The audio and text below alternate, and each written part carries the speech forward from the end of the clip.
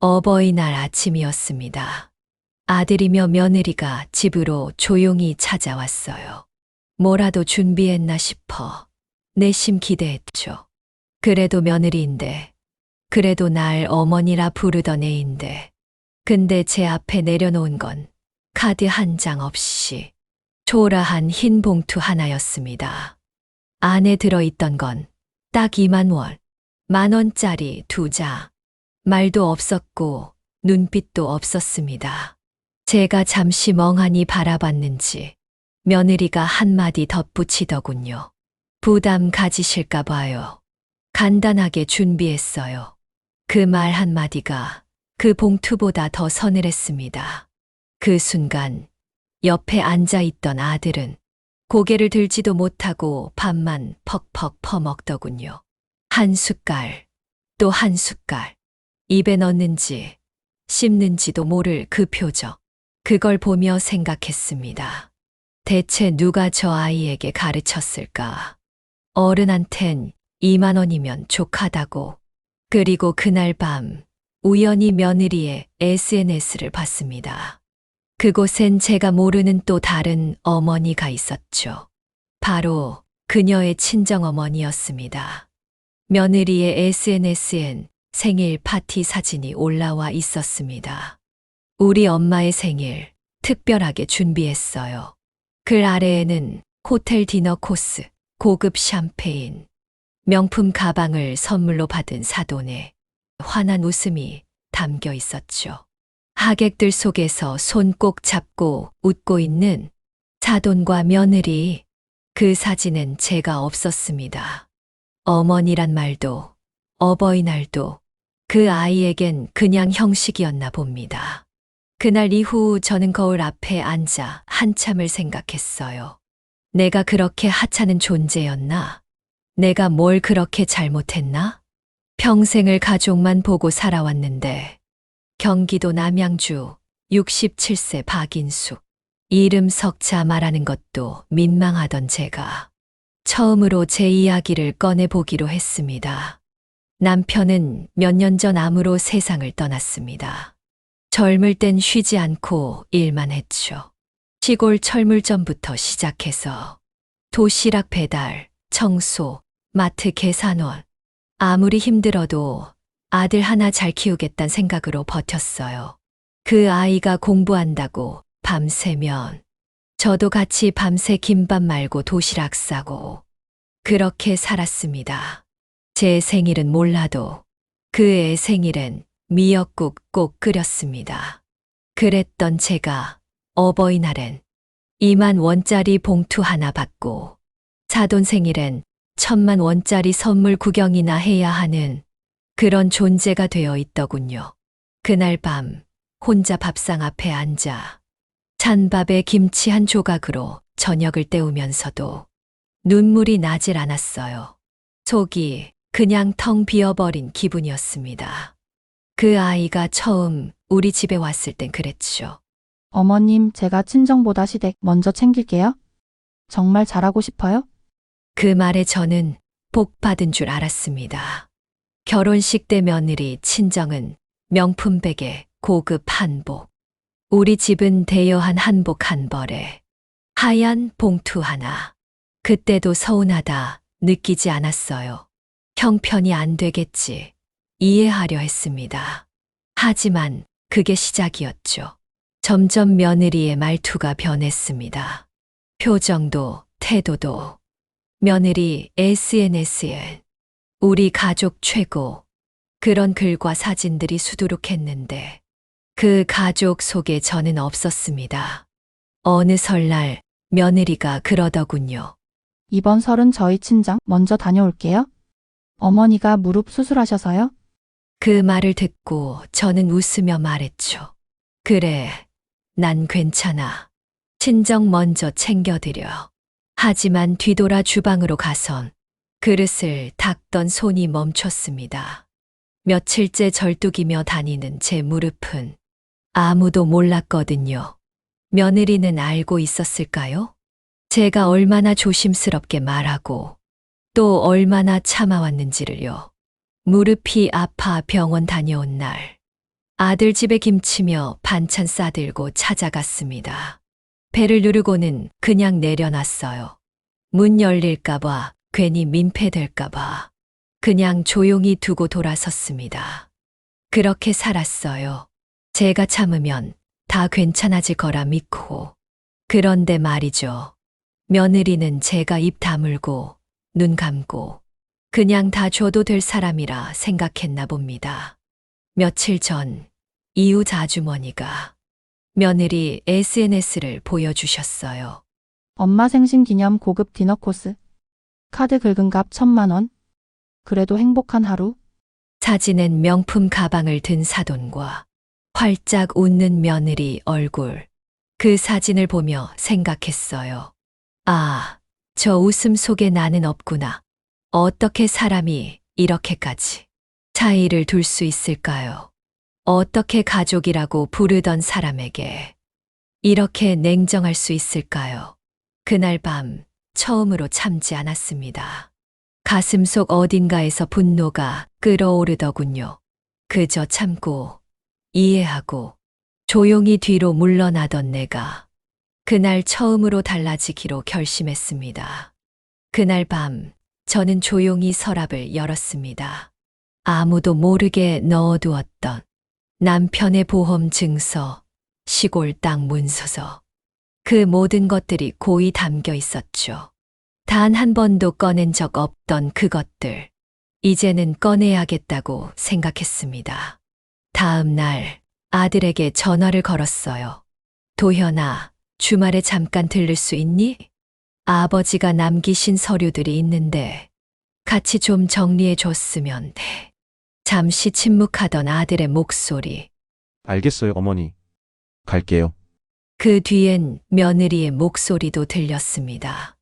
어머님, 저희가 바로 갈게요. 그날 저녁 아들 부부는 평소보다 빠르게 도착했습니다.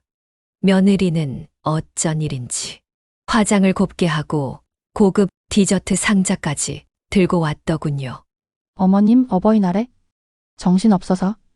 이거 좋아하시는 거예요?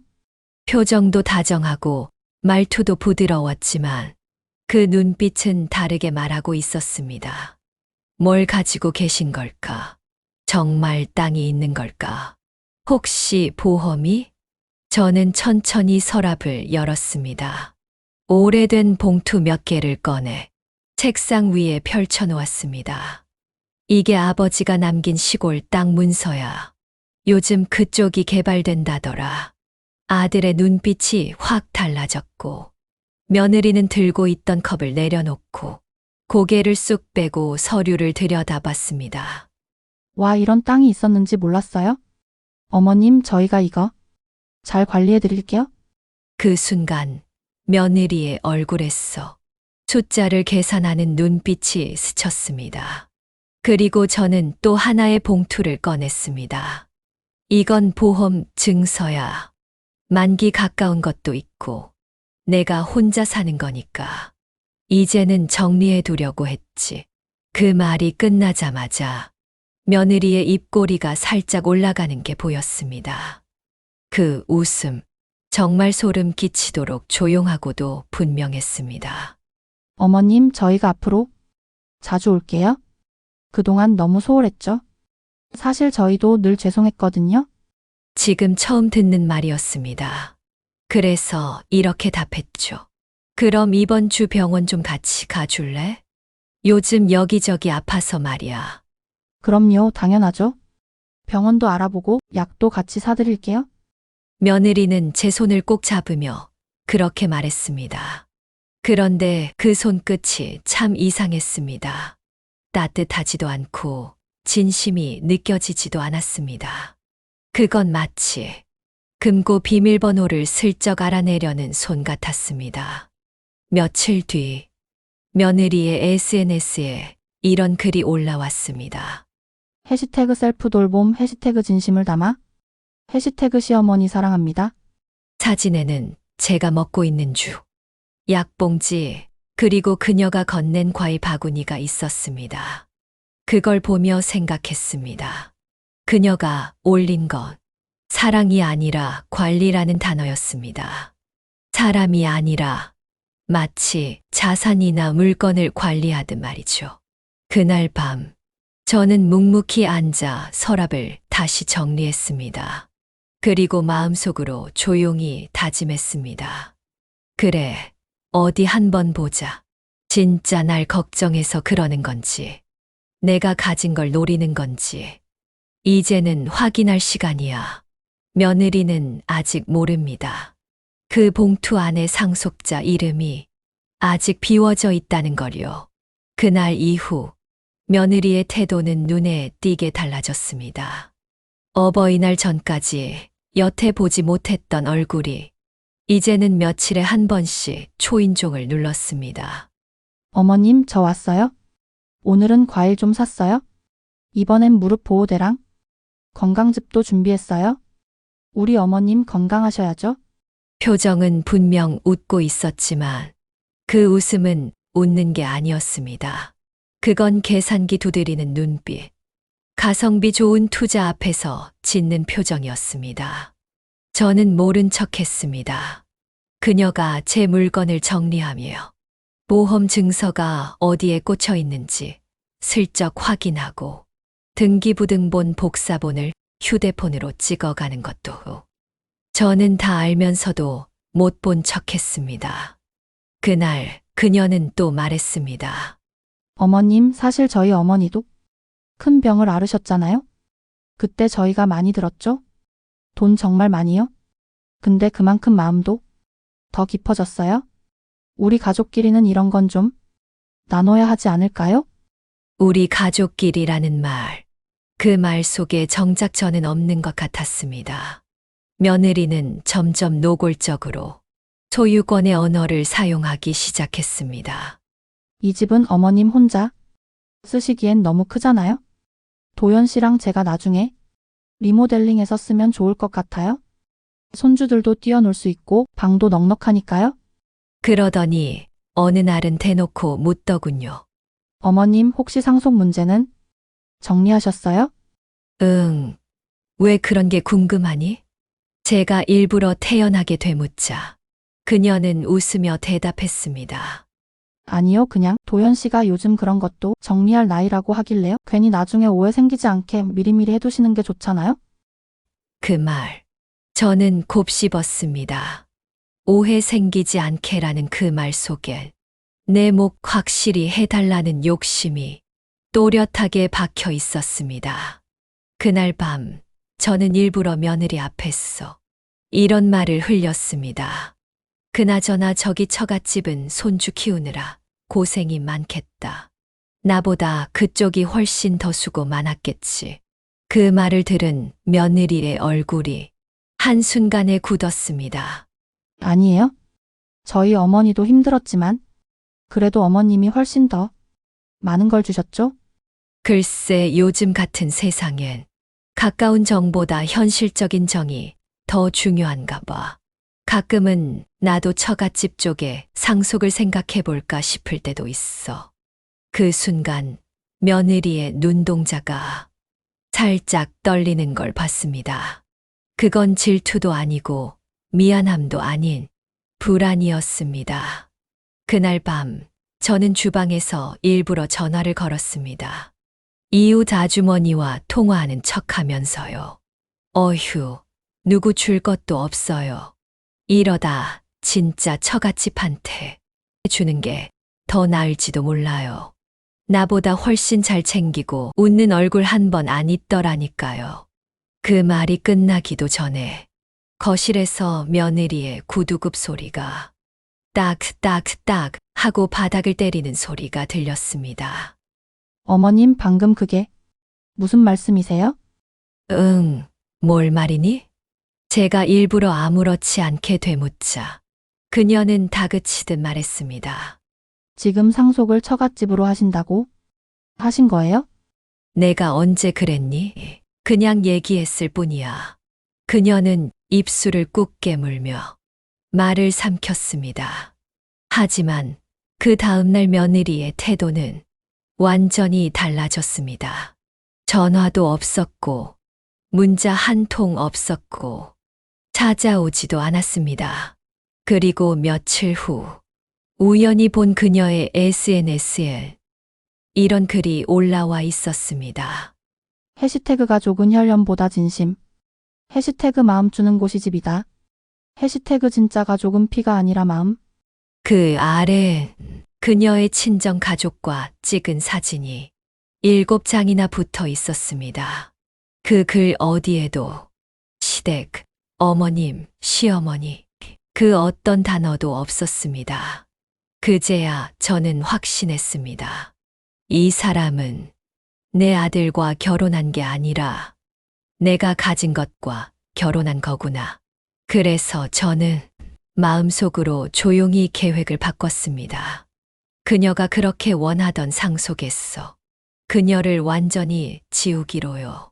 며느리는 몇 주간 연락이 없었습니다. 얼굴도 보이지 않았고 마치 제 인생에서 사라져 버린 것처럼 조용했습니다. 그 침묵이 차라리 편했습니다. 그동안 얼마나 마음이 조마조마했는지 그제서야 알겠더군요. 그러던 어느 날 문득 아들 도현이가 혼자 찾아왔습니다. 엄마 며칠 동안 못 와서 죄송해요. 요즘 회사 일도 정신없고. 아, 그리고 이거. 그는 주섬주섬 무언가를 꺼냈습니다. 고급 빵집에서 포장해 온 케이크, 손편지 한 장. 편지엔 이렇게 적혀 있었습니다. 어머님, 저희가 많이 부족했어요? 오해와 편견 이제 내려놓고 싶어요? 그날 말했던 상속 이야기도 다 제 철없는 말이었어요? 진심으로 다시 어머님과 가족이 되고 싶어요? 그 글씨체 깔끔하고 단정했지만 이상하게 정이 느껴지지 않았습니다.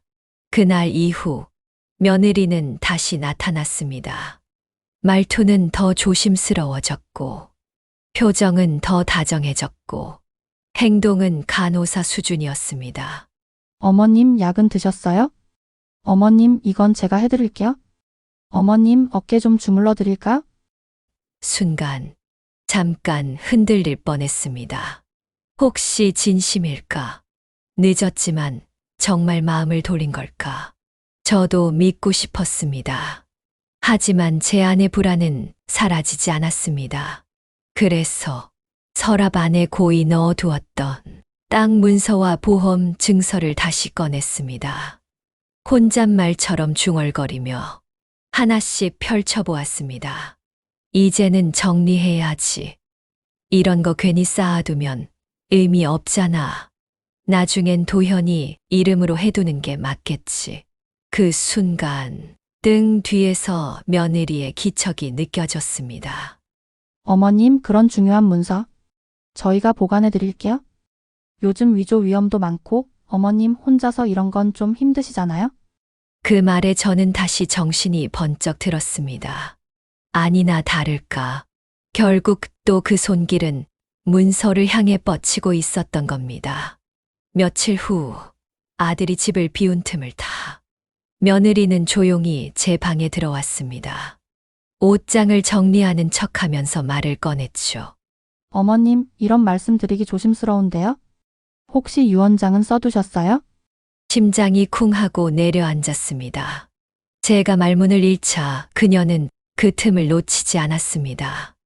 요즘 혼자 계시니까 혹시 무슨 일 생기면 나중에 다들 곤란해지잖아요? 분쟁 생기면 어머님 뜻이 무시되는 거니까 미리 남겨두시는 게 좋지 않을까요? 잠시 침묵했습니다. 그리고 그 침묵 속에서 그녀의 속셈이 또렷이 느껴졌습니다. 어머님 뜻을 가장 잘 이해하는 건 아무래도 저희일 테니까요. 그 말 한마디가 제게는 경고처럼 들렸습니다. 이제는 유언장까지 조작할 생각을 하고 있다는 신호였으니까요. 그녀는 제가 모를 줄 알았겠죠. 하지만 전 이미 알고 있었습니다. 며느리가 보험 증서를 슬쩍 복사해 갔던 것도, 서랍 열쇠가 어느 날 살짝 헐거워졌다는 것도, 그날 밤 저는 다시 봉투를 꺼내 들었습니다. 혼자 공증사무소를 찾았고 제 손으로 하나하나 써 내려갔습니다. 상속인 박도현, 단 박도현의 배우자 김유진은 해당 자산에 어떠한 권한도 행사할 수 없음. 이를 침해하거나 위반할 시 해당 자산은 전액 사회복지법인에 자동 기탁됨. 그리고 속으로 다짐했습니다. 이제 너희가 이걸 알게 될 땐 이미 늦었을 거다. 하지만 이야기는 여기서 끝나지 않았습니다. 며느리는 절대로 물러설 인물이 아니었습니다. 며칠 뒤 제 우편함에 꽂힌 등기 서류 하나가 저를 다시 얼어붙게 만들었습니다. 토지 관련 실거주 증빙 자료 제출 요청. 이게 뭐지? 의심이 스쳐 지나갔고 저는 급히 등기부등본을 열람했습니다. 명의는 여전히 제 이름이었지만 며칠 전 누군가가 매매 검토와 이전 가능성 확인이라는 이력을 남긴 것이 조회되었습니다. 그 시점은 며느리가 내 집을 들락날락하며 서류는 저희가 보관해 드릴게요. 라고 말하던 바로 그 무렵이었습니다. 의심은 확신이 되었고 확신은 분노로 그리고 분노는 차가운 복수로 뻗어나갔습니다. 며칠 뒤 아무렇지도 않게 며느리가 찾아왔습니다. 어머님, 몸은 좀 어떠세요? 요즘 도연이 바빠서 못 오잖아요? 제가 대신이라도 와야죠? 그 말, 그 표정, 그 손에 든 건강즙, 모든 게 거짓 같았습니다. 저는 아무 말 없이 웃으며 말했습니다.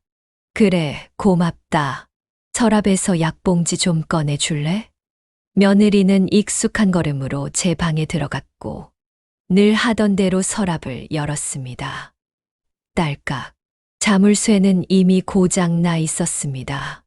그녀는 약봉지를 찾는 척하며 그 밑에 있던 봉투를 슬쩍 훑더군요. 그리고 조심스럽게 하나를 꺼내려는 그 순간, 그 손 치워. 제 목소리가 단호하게 방 안을 가득 채웠습니다. 네? 그 손 당장 서랍에서 치우라고. 넌 내 서랍에 손댈 자격 없어. 그녀는 순간 얼어붙은 듯 눈을 크게 뜨고 저를 바라봤습니다. 어머님, 전 그냥 약봉지 찾으려던 거예요? 거짓말 그만해. 넌 지금 약봉지에 손댄 게 아니라 그 밑에 봉투 꺼내려다 딱 걸린 거야. 내가 못 봤을 줄 알았니? 며느리는 말문이 막혔는지 아무 대답도 못했습니다. 입술은 바짝 말라 있었고 눈동자는 왼쪽 서랍 구석을 본능적으로 흘깃거리기만 했습니다. 어머님, 너무 예민하게 생각하시는 것 같아요? 요즘 어머님 많이 불안해하시는 것 같아서 혹시 그녀는 조심스럽게 말을 꺼냈습니다. 치침의 초기 증상은 아닌가 걱정돼요? 그 단어, 치매라는 말이 제 가슴에 송곳처럼 꽂혔습니다. 그녀는 기다렸다는 듯 마치 준비된 대사를 읊은 말을 이어갔습니다. 어머님께서 자꾸 약속도 잊으시고 서류도 헷갈려 하셔서요? 혹시라도 유언장 내용도 혼동하시고 계시면 미리 정리해 두시는 게 좋을 것 같아서요? 그리고 아무래도 어머님 뜻을 가장 잘 이해하는 건 저희잖아요? 저는 말없이 그녀를 바라보았습니다. 그 순간 그녀가 이제 유언장까지 조작할 생각을 하고 있다는 걸 확실히 느꼈습니다. 내가 치매라고? 정신이 흐릿하다고? 그럼 내가 쓴 유언장을 바꾸는 것도 쉬울 거라고? 그녀는 내가 눈치채지 못했다고 믿었겠죠. 하지만 저는 이미 다 알고 있었습니다. 며칠 전 내 서랍 열쇠가 살짝 헐거워져 있던 것도, 보험증서 복사본이 한 장 사라졌던 것도, 그 모든 게 그녀의 시나리오였다는 거요. 그날 밤, 저는 조용히 공증사무소를 찾아갔습니다. 그리고 제 손으로 직접 작성했습니다. 상속인 박도현. 단, 박도현의 배우자 김유진은 어떠한 권리도 행사할 수 없음.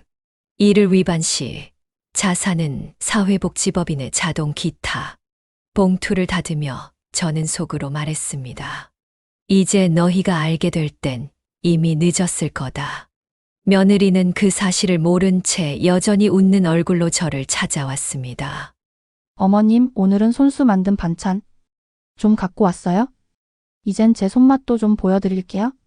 예전 같았으면 그 말에 고마워했을 겁니다. 하지만 지금은 아니었습니다. 그녀의 말 한마디, 손끝 하나까지 전부 의도된 계산처럼 느껴졌으니까요. 며칠 후, 저는 일부러 며느리 앞에서 혼잣말을 흘렸습니다.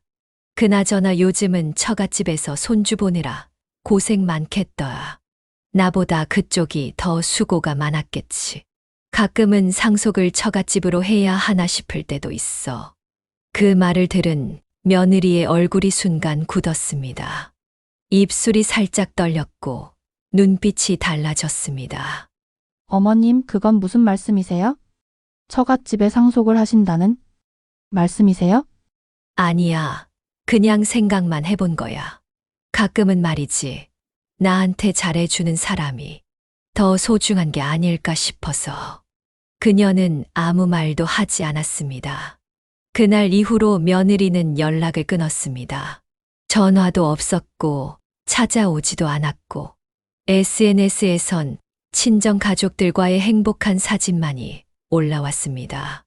해시태그 샵 가족은 피보다 마음, 샵 진짜 가족, 샵 진심은 통한다. 그 글 어디에도 시댁이라는 단어는 없었습니다. 그리고 저는 확신했습니다. 이 사람은 내 아들과 결혼한 게 아니라 내가 가진 재산과 결혼한 거구나. 그 순간 저는 마음속으로 조용히 결심했습니다. 이제 그녀를 상속해서 완전히 지워야겠다고. 며칠 뒤 아들 도현이가 혼자 집에 찾아왔습니다. 손엔 고급 케이크 상자와 함께 조심스레 꺼낸 한 장의 손편지가 있었습니다. 어머님, 그동안 정말 죄송했어요. 많이 부족했고 철없었고 이제야 어머님의 진심을 이해하게 됐어요. 그 글씨는 분명 며느리의 필체였습니다. 단정하고 깔끔했지만 그 단정함 속에 어딘가 기계처럼 차가운 감정이 느껴졌습니다. 그날 이후 며느리는 다시 집에 드나들기 시작했습니다. 말투는 더 부드러워졌고 행동은 마치 간호사처럼 세심해졌습니다. 어머님, 약 드셨죠? 그건 제가 해드릴게요. 이건 무릎에 좋은 찜질팩이에요. 모든 게 완벽했습니다. 너무 완벽해서 오히려 불편했습니다. 그리고 저는 알 수 있었습니다. 그녀는 변하지 않았다는 거요. 다만 더 정교해졌을 뿐이라는 걸. 며느리는 마지막까지 몰랐습니다. 제가 이미 모든 상속 절차를 끝마쳤고 그녀의 이름은 단 한 줄도 남기지 않았다는 거요. 그리고 유언장에 적힌 단호한 조항까지도. 본 자산은 아들 박도현에게 귀속하되 그의 배우자 김유진은 어떤 법적 권한도 행사할 수 없음. 위 조항이 위반되거나 침해될 시 전 재산은 사회복지법인으로 귀속한다. 저는 조용히 그러나 확실하게 제 삶을 정리했습니다. 남편과 함께 지켜온 집, 피땀 흘려 모은 땅, 저를 위해 보험까지 들어준 그 사람의 마음까지. 이제 더는 아무에게도 빼앗기지 않기로요. 며느리는 언젠가 그 사실을 알게 될 겁니다. 그 순간 아마도 두 손을 부여잡고 후회하겠지요. 하지만 이미 늦었습니다. 그녀가 진심 대신 계산기를 두드렸던 순간부터 저는 더 이상 그녀의 가족이 아니었습니다. 이제 저는 마음이 편안합니다. 비록 혼자지만 이제는 제 자신을 위한 밥상을 차리고 누군가의 눈치를 보지 않고 제 시간에 맞춰 잠들고 일어납니다. 저는 오늘도 작은 공원을 걷습니다. 햇살 좋은 벤치에 앉아 따뜻한 커피 한 잔을 마시며 이렇게 생각합니다. 그래도 나는 참 잘 살았다. 가진 걸 지키는 것도, 마음을 지키는 것도, 이제는 내가 나에게 해줄 수 있는 가장 따뜻한 배려임을 알게 되었으니까요. 지금 이 이야기를 듣고 계신 분들이 있다면 부디 기억해 주세요. 우리는 누구의 소유물이 아닙니다. 우리는 누구에게도 휘둘릴 이유가 없습니다. 늦었다고 생각될 때가 사실은 가장 적절한 순간일지도 모릅니다. 여러분의 삶에도 당당하고 아름다운 선택이 깃들길 바랍니다. 지금까지 사연을 들어주셔서 감사합니다. 채널 100세 인생이었습니다. 구독과 좋아요 잊지 마시고요. 다음 이야기에서 다시 찾아뵙겠습니다. 고맙습니다.